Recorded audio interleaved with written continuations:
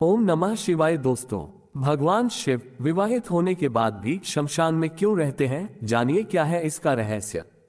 भगवान शिव शमशान में क्यों रहते हैं, उन्हें शमशान निवासी क्यों कहा जाता है। भगवान शिव देवों के देव महादेव कहलाते हैं, फिर उनका शमशान में क्या काम। इन सवालों का उत्तर स्वयं भगवान शिव ने ही दिया था। क्या है शिव जी के शमशान में रहने का राज। महाभारत जो एक महाकाव्य है, इसके अनुशासन पर्व अध्याय 141 में वर्णित एक कथा के अनुसार देवी उमा द्वारा पूछे गए सवाल के जवाब में भगवान शिव ने शमशान में रहने का राज बताया है। तो चलिए हम भी जानते हैं इसके बारे में। नंबर 1, उमा देवी का पहला सवाल। देवी उमा ने शिव जी से पूछा कि भगवान के लिए स्वर्ग लोक में अनेक प्रकार के सर्वगुण संपन्न निवास स्थान है, इन सब को त्याग कर आप शमशान में कैसे रहते हैं। शमशान भूमि 2 केशों और हड्डियों से भरी रहती है। उस भयानक भूमि में मानव की खोपड़ियां और घड़े पड़े रहते हैं। गिद्धों और गीदड़ों की भीड़ जुटी रहती है। वहां सब तरफ चिताएं जलती रहती है। मांस, वसा और रक्त की कीचसी मची रहती है। बिखरी हुई आंतों वाली हड्डियों के ढेर पड़े रहते हैं। ऐसे अपवित्र स्थान में आप क्यों रहते हो। इस उत्तर का स्रोत हमारे विश्वसनीय महाकाव्य है, जिसमें स्वयं भगवान शिव द्वारा बताए गए इसके कारण का वर्णन है। तो चलिए जानते हैं भगवान शिव ने इसका क्या उत्तर दिया। शिव जी ने कहा, हे प्रिय, मैं सदा पवित्र स्थान ढूंढने के लिए सारी पृथ्वी पर दिन रात विचरण करता रहता हूँ, लेकिन शमशान से बढ़कर दूसरा कोई पवित्र स्थान मुझे कहीं नहीं दिखाई देता।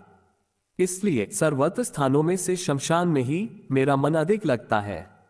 वह शमशान भूमि बरगद की डालियों से आच्छादित और मुर्दों के शरीर से टूटकर गिरी हुई पुष्पमालाओं के साथ विभूषित होती है।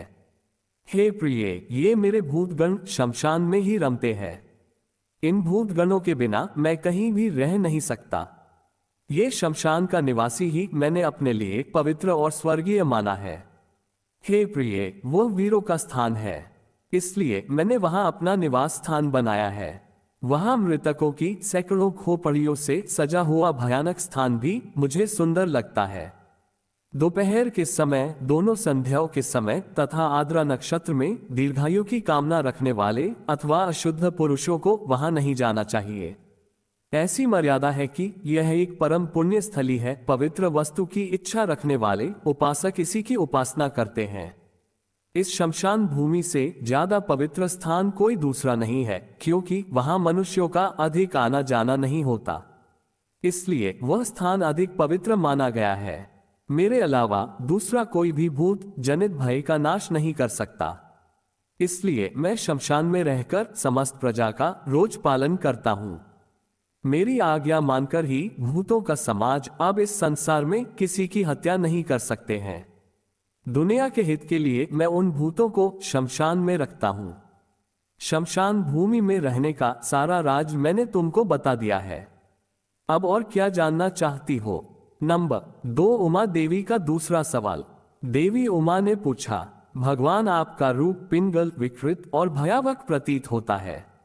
आपके सारे शरीर पर भभूति लगी हुई है। आपकी आंखें विकराल दिखाई देती हैं और सिर पर जटाओं का भार है। आपका रूप ऐसा रौद्र, भयानक, घोर तथा शूल और पटिश आदि से युक्त किस लिए है, यह मुझे बताने की कृपा करें। शिव जी ने कहा, प्रिय, मैं इसका भी कारण बताता हूं, तुम एकाग्र होकर सुनो। जगत के सारे पदार्थ 2 भागों में विभाजित हैं, शीत और उष्ण।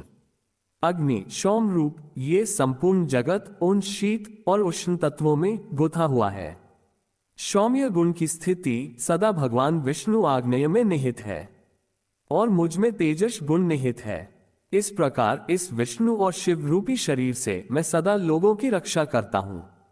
देवी, ये जो विकराल नेत्र से युक्त और शूल पटिश से सुशोभित भयानक आकृति वाला मेरा रूप है, यही आग्रह है। ये संपूर्ण जगत के हित में तत्पर रहता है।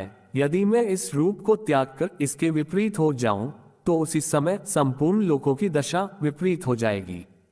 देवी, इसीलिए मैंने लोकहित के लिए यह रूप धारण किया है। अपने रूप का ये सारा रहस्य मैंने तुम्हें बता दिया है।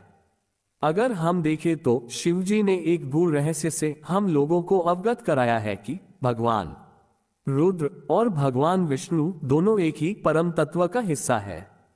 एक सौम्य गुण को संजोए हुए हैं तो दूसरा तेजस गुणों को, और ये दोनों सर्वदा एक ही है।